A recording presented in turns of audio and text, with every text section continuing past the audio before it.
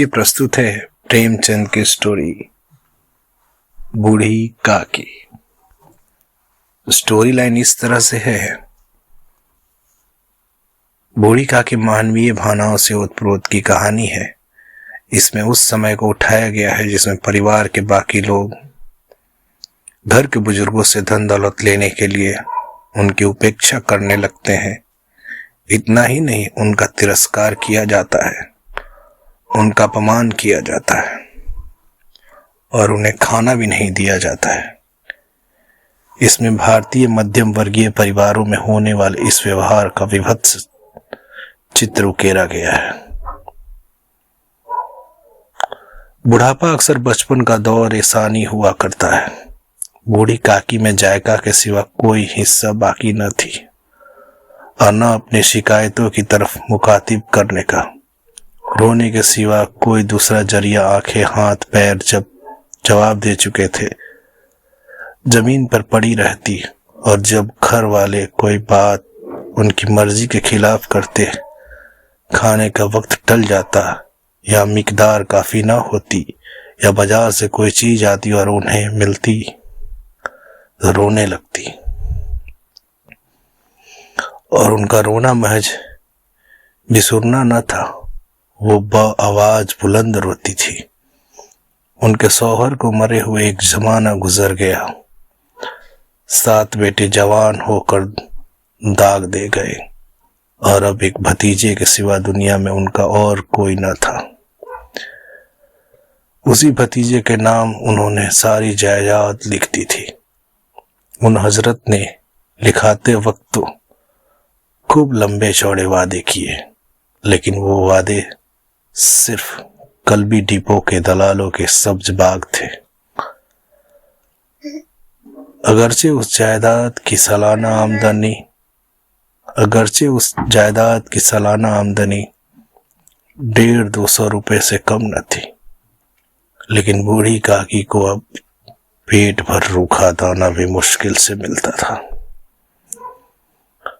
बुधराम तबीयत के नेक आदमी थे, लेकिन उसी वक्त तक कि जब उनकी जेब पर कोई आंच न आए।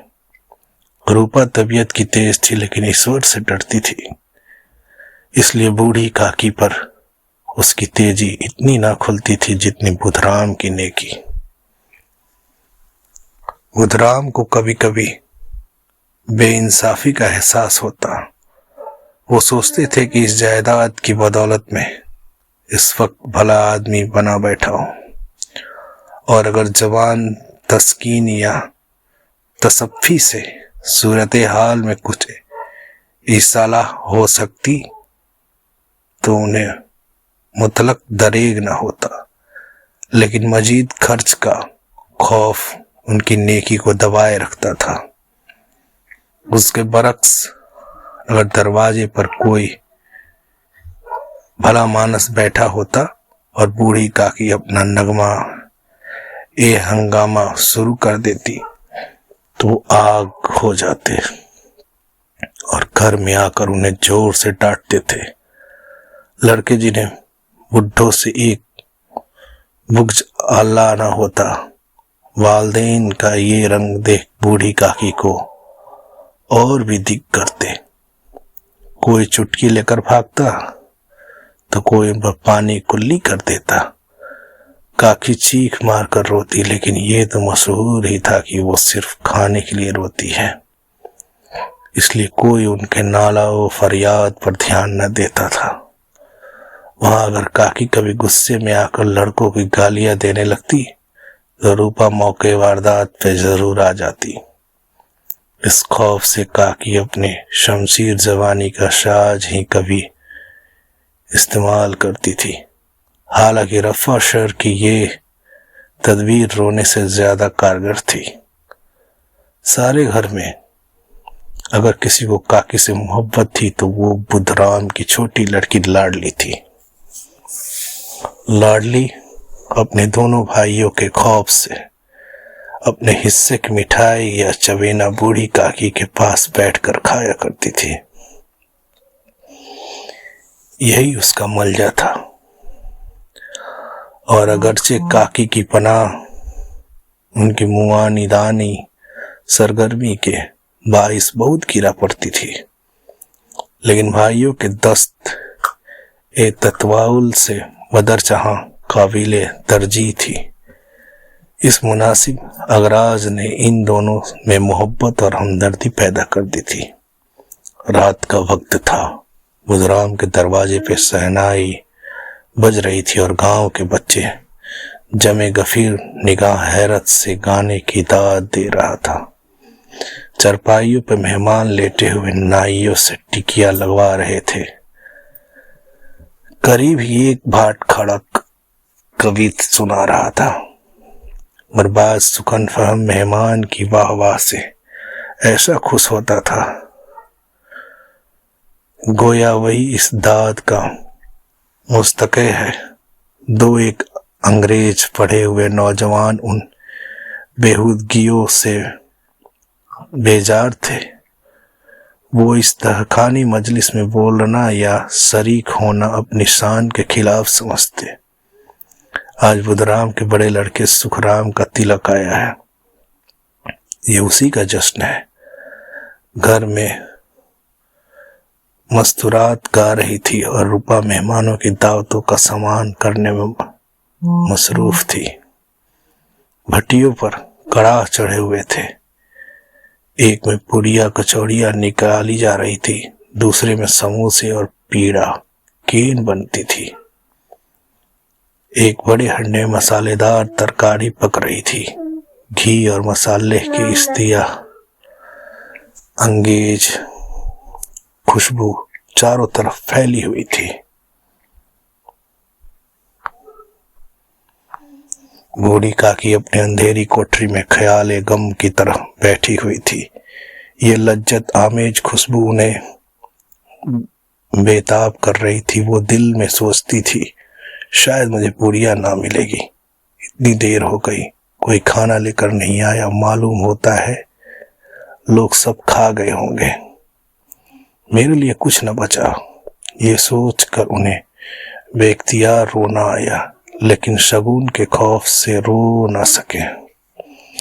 आहा, कैसी खुशबू है, अब मुझे कौन पूछता है, जब रोटिये के लाले हैं तो ऐसा नसीब कहाँ कि पूरियां पेट भर मिले।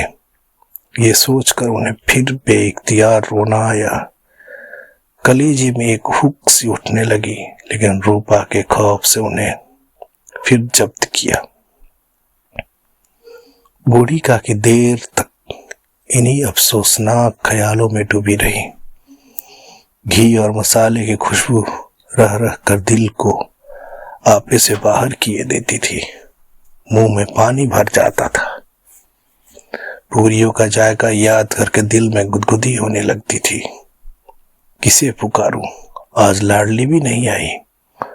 दोनों लौंडे रोज दिग किया करते थे, आज उनका भी कहीं पता नहीं। कुछ मालूम होता है कि क्या बन रहा है। बूढ़ी काकी की चश्मे ख्याल में पूरियों की तस्वीर नाचने लगी। खूब लाल लाल फूली फूली नरम नरम होगी। एक पूरी मिलती तो जरा हाथ में लेकर देखती कि क्यों न कड़ाह के सामने ही बैठूं।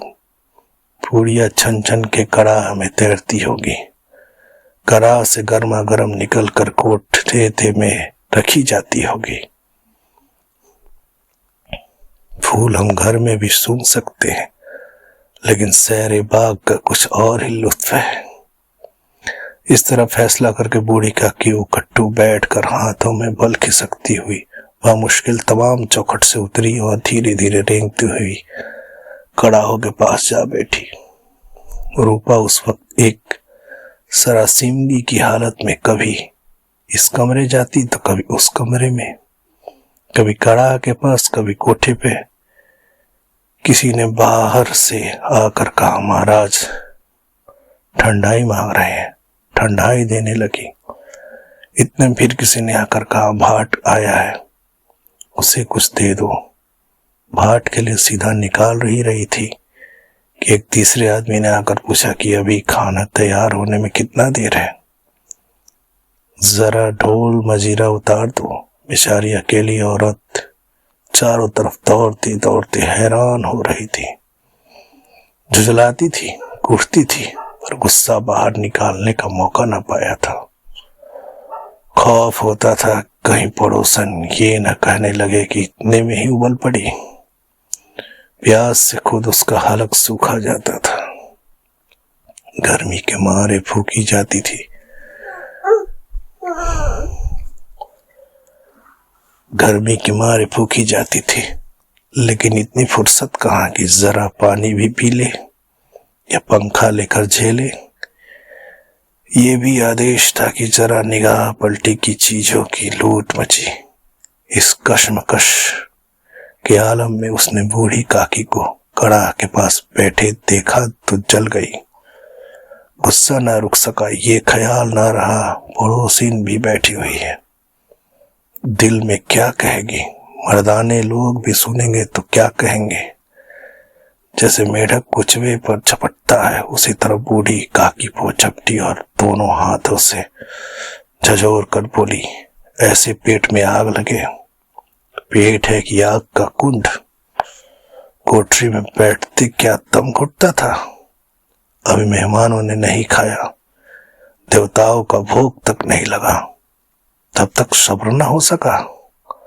आकर छाती पे सवार हो गई। नोच ऐसी जीव दिन भर खाती न रहती, जाने किसकी हांडी मुंह डालती।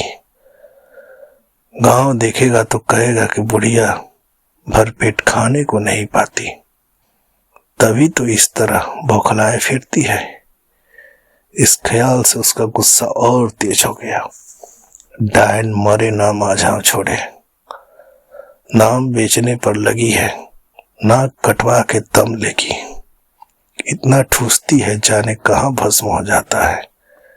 ले भला, चाहती हो तो जाकर कोठरी में बैठो।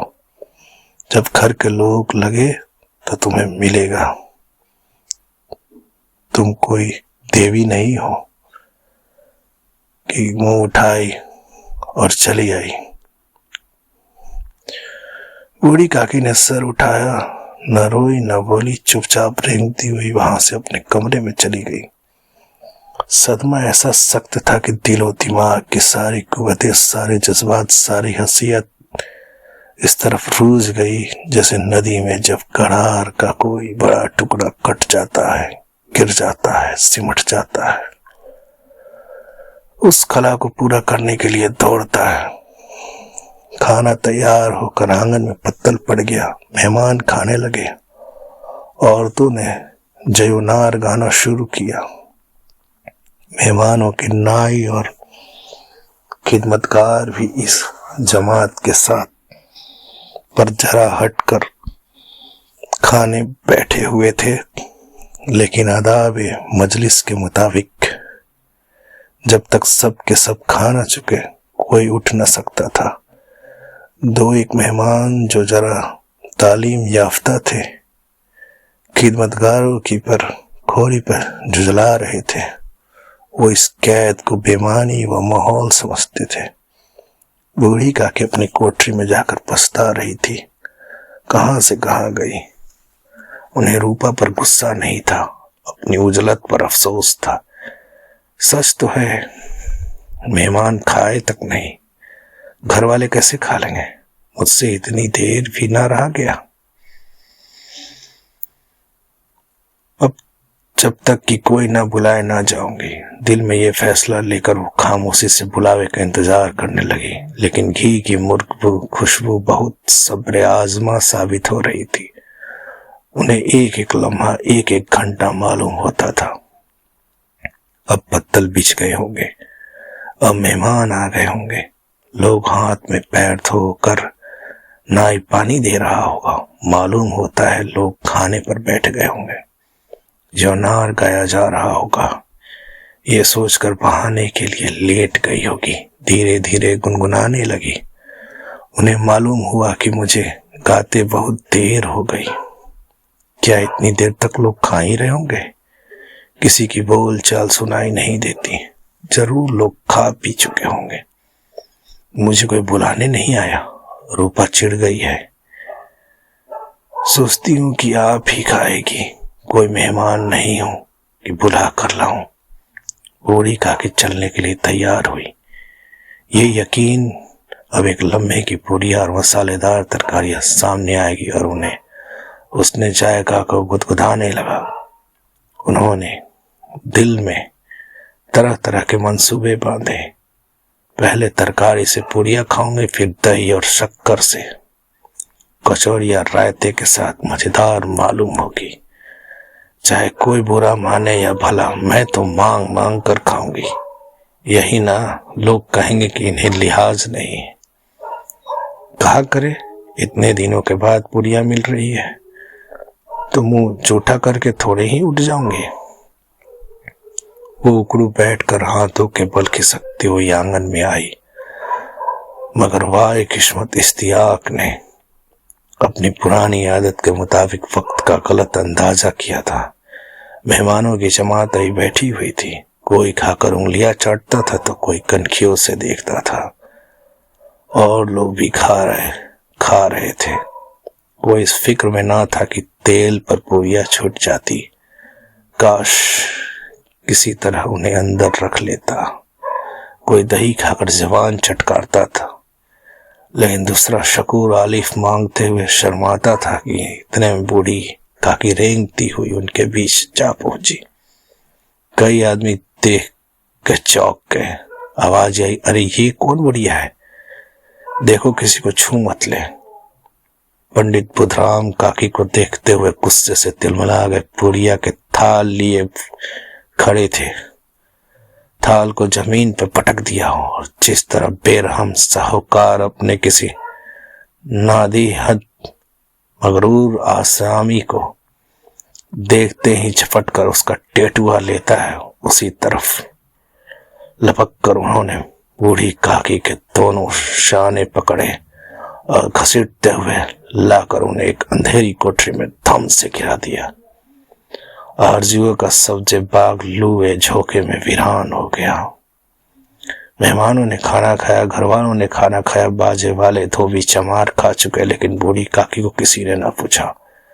बुधराम व रूपा दोनों ही उन्हें उनकी बेहयाई की सजा देने के तस्फिया कर चुके थे। उनके बुढ़ापे पर, बेकसी पर, फुदूरे अक्ल पर किसी को तरस नहीं आती। अकेली लाडली उनके लिए कुढ़ रही थी। लाडली को काकी की बहुत उनस था। बेचारी भोली सीधी लड़की थी, तिफलाना शोखी और शरारती की उसमें भू तक न थी। दोनों बार जब उसी माँ और बाप ने काकी को बेरहमी से घसीटा तो लाडली का कलेजा बैठ कर रह गया था। क्या मेहमान सब थोड़े ही खा जाएंगे? अगर काकी ने मेहमानों से पहले खा लिया होता तो क्या बिगड़ जाता। उसने अपने हिस्से की पूरियां मुतलक ना खाई थी, अपनी गुड़िया की पिटरी में बंद कर रखी थी। वो ये पूरियां काकी के पास ले जाना चाहती थी। उसका दिल बेकरार हो रहा था। बूढ़ी काकी मेरी आवाज सुनते ही उठ बैठेंगी, पूरियां देखकर कैसी खुश होंगी, मुझे खूब प्यार करेंगी। रात के 11 बज चुके थे। रूपा आंगन पड़ी सो रही थी। लाडली की आंखों में नींद न थी। काकी को पूरियां खिलाने की खुशी उसे सोने न देती थी। उसने गुड़िया की पिटारी सामने ही रखी। जब उसने यकीन हो गया कि अम्मा गाफिल हो सो रही है तो चुपके से और सोचने लगी कि कैसे चलूं। चारों तरफ अंधेरा था, सिर्फ चूल्हे में आग चमक रही थी। लाडली की निगाह में सिर्फ वो दरवाजे वाले नीम के दरख्त की तरफ गई। उसे मालूम हुआ उस पर हनुमान जी बैठे हुए हैं। उनकी गदा सब साफ नजर आ रही थी। मारे खौफ के उनकी आंखें बंद कर ली। इतने में कुत्ता उठ बैठा। लाडली को ढाढ़स हुई। कई सोते हुए आदमियों की बनिस्बत एक जागता हुआ कुत्ता उसके लिए ज्यादा तकबीयत का बाइश हुआ। उसने पिटारी उठाकर बूढ़ी काकी की कोठरी में चली गई। बूढ़ी काकी को महज इतना याद था कि किसी ने मेरे शाने पकड़े, फिर उन्हें ऐसे मालूम हुआ जैसे कोई पहाड़ पर उड़ाए लिए जाता है। उनके पैर बार बार पत्थरों से टकराए, तब किसी ने उन्हें पहाड़ पर से पटक दिया। वो बेहोश हो गई। जब उनके होश बजा तो किसी की जरा भी आहट ना मिलती। समझ गए कि सब लोग खा पी कर सो गए होंगे। उनके साथ मेरी तकदीर भी सो गई। रात कैसे कटेगी, राम क्या खाऊं, पेट में आग जल रही है, या किसी ने मेरी सूध न ली। क्या मेरा पेट काटने से धन हो जाएगा? उन लोगों को इतना ध्यान भी ना आई। मैं अंधी अपाहिज ठहरी ना, कुछ सूझे न बुझे अगर आंगन में चली गई तो क्या बुधराम इतना कहते न बनता था कि काकी अभी लोग खा रहे हैं, फिर आना। मुझे घसीटा पटका उन्हें पूरियों के लिए। रूपा ने सबके सामने गालियां दी उन्हीं पूरी के लिए। यकायक उनके कान में आवाज आई, काकी उठो, मैं पूरी लाई हूं। काकी ने लाडली की आवाज पहचानी, चटपट उठ बैठी, दोनों हाथों से लाडली को टटोला और उसे गोद में बैठा लिया। लाडली ने पूरियां निकाल कर दी। काकी ने पूछा, क्या तुम्हारी अम्मा ने दी है? लाडली ने फक से कहा, नहीं, ये मेरे हिस्से की है। काकी पूरियों पर टूट पड़ी। 5 मिनट में पिटारी खाली हो गई। लाडली ने पूछा, काकी पेट भर गया ना? जैसे थोड़ी सी बारिश ठंडक की जगह और भी हवस पैदा कर देती, उसी तरह चंद पूरियों ने काके के इस्तिहा और रगबत को और भी तेज कर दिया था। बोली, नहीं बेटी, जाके अम्मा से और मांग लाओ। लाडली अम्मा सोती है, जगाऊंगी तो अम्मा मारेगी। काकी ने पिटारी को फिर टटोला, उसमें चंद रेजे गिरे थे, उन्हें निकाल कर खा गई। बार बार होठ चाटती, चटकारे भरती। दिल मसो रहा था कि पूरिया कैसे पाऊं। सब्र बांध जब टूट गया तो ख्वाहिशे का बहाव काबू से बाहर हो जाता। मस्तों को सुरूर की याद दिलाना उन्हें दीवाना बनाता है। काकी का बेताब दिल ख्वाहिशे के इस बहाव में बह गया। हलाल हराम की तमीज न रही। वो कुछ देर तक ख्वाहिश को रोकती रही। यकायक लाडली से बोली, मेरा हाथ पकड़कर वहां ले चलो जहां मेहमानों बैठकर खाना खाया। लाडली उनका मनसा ना समझ सकी। उसने काकी का हाथ पकड़ा और उन्हें लाकर जूठे पतलों के पास बैठा दिया। गरीब भूख की मारी फातुरुल अक्ल बुढ़िया पतलों से पूड़िया टुकड़े चुन चुन कर खाने लगी। वही कितना लजीज था, सालन कितना मजेदार था, कचौड़ियां कितनी सलोनी, समोसे कितने खस्ता और नरम। काकी फुतरे अक्ल के बावजूद जानती थी कि मैं वो कर रही हूं जो मुझे करना नहीं चाहिए। मैं दूसरे के जूठे पत्तल चाट रही हूं, लेकिन बुढ़ापे की इस हिर्ज मर्ज का आखिरी दौर है, जब सारे हवश एक मरकज पर आकर जमा हो जाती है। बूढ़ी काकी कि ये मरकज उनका हुस्न जायका था। ऐन उसी वक्त रूपा की आंख खुली। उसे मालूम हुआ लाडली मेरे पास नहीं है। चूंकि चारपाई में इधर उधर ताकने लगी कि कहीं लाडली लड़की नीचे तो न गिर पड़ी।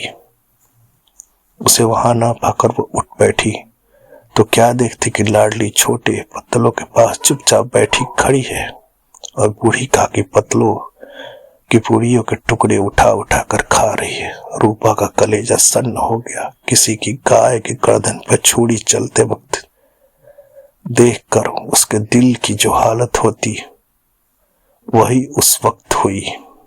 एक ब्राह्मणी दूसरे का झूठा पत्तल टटोले, इससे इब्तरनाक नजारा नामुमकिन था। पूरियों के चंद लुकमे के लिए उसकी चचेरी सास ऐसी रकीक और हकीर फेल कर रही थी। ये वो नजारा था जिससे देखने वालों के दिल कांप उठते हैं। ऐसा मालूम होता है कि जमीन रुक गई है, आसमान चक्कर खा रहा है, दुनिया पर कोई आफत आने वाली है। रूपा को गुस्सा न आया। इबरत के सामने गुस्से का जिक्र किया। दर्द और खौफ से उसकी आंखें भर आई। इस धर्म और पाप का इल्जाम किस पर है? उसने ये सदके दिल आसमान की तरफ हाथ उठाकर कहा, परमात्मा बच्चों पर रहम करना, इस अधर्म की सजा मुझे मत देना, हमारा सत्यानाश हो जाएगा। रूपा को अपनी खुदगर्जी और बेइंसाफी का आज तक कभी इतनी सफाई से नजर न आई थी।